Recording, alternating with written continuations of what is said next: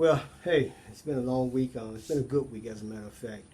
I'm sitting here and I'm just thinking about this trade war and how to we how we could benefit from it. You know, it's a lot of things that are going to be affected on this as as we get into where this trade war is going to go and how it's going to affect us. You know, most of us, we're consumers. We buy things.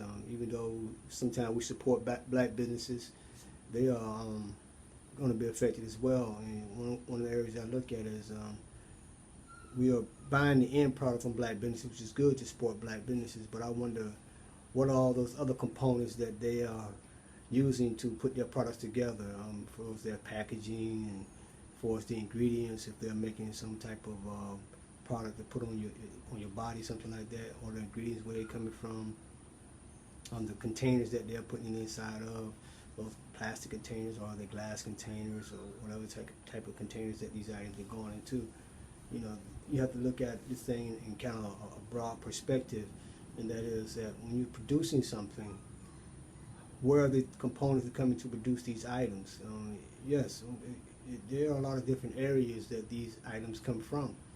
Different countries, like the raw materials, for instance, come from various countries. So who are you getting these raw materials from, and where you getting? You may come up with a design for something that you want to have made, and things of that nature. But when you start producing these things, what machines are being utilized to produce those labels, those packaging, those products itself? Where are the machines being produced at? Who controls those machines, and also those parts that go into the machines? And all this is going to be affected in the long run with this trade thing with the United States against China. I mean, they're looking at increasing billions and billions of dollars of these items that the United States import from China, which is far exceeds the items that China imports from the U.S.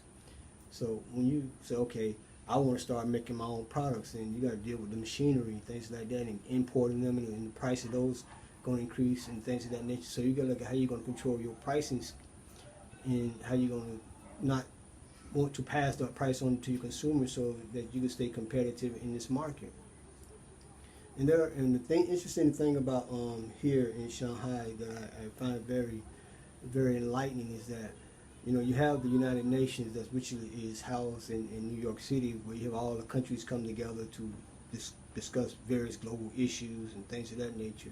But here in Shanghai, you have what I would call Shanghai more like the United Nations of the business world. You have a lot of different consulates around the world. You have a lot of different businesses that have some type of association or some type of affiliation here in China. But one thing that was always missing, I always have to emphasize that, is that we don't have any representation or any organization or association here, particularly in Shanghai, to look at for Black America's business interests.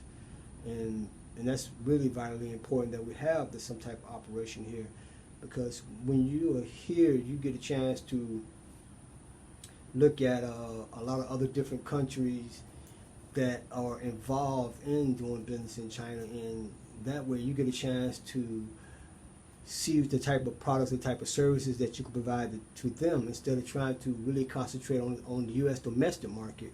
We need to look more on the outside of the market. I mean, some people are saying, yeah, we're selling things on a global scale, but how do you constitute that? How you verify that you're actually selling something on a global scale? Yes, one business, or maybe two or three or four businesses may be selling something on a global scale, but all those one or two businesses able to support the Black community, and with their sales volume, I highly think that it's highly unlikely that they are capable of doing that.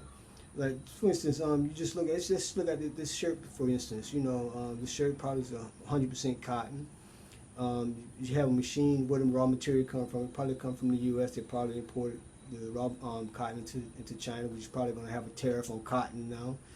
Will probably have a higher tariff on that. Then you look at the machines that is taken to make these shirts and things of that nature, and the shirts are being dyed here and things of that nature. So where does Black America fit in that? Do we just fit in on the end of having something produced? for us, and then we try and sell it to the black community or sell it to other communities? Is that our method of saying, okay, we're going to get more exposure to the global economy that way? It's not really working in that capacity to our advantage, because we're not here to engage with other countries, other business people to say, hey, we have these type of products, we have this type of services to provide to you. And that is really area that we really need to really focus on, and really need to speak on, and I speak on it, and we need to really get people to recognize that, in fact, that if we don't really get involved, really, if we really shooting ourselves in our foot, we've been doing it for hundreds and hundreds of years, but we really are looking at the way that the business community, global business communities really is basically coming from China. China pretty much setting the trend on how the global economy is going to grow for the next 50, 60, 70 years perhaps.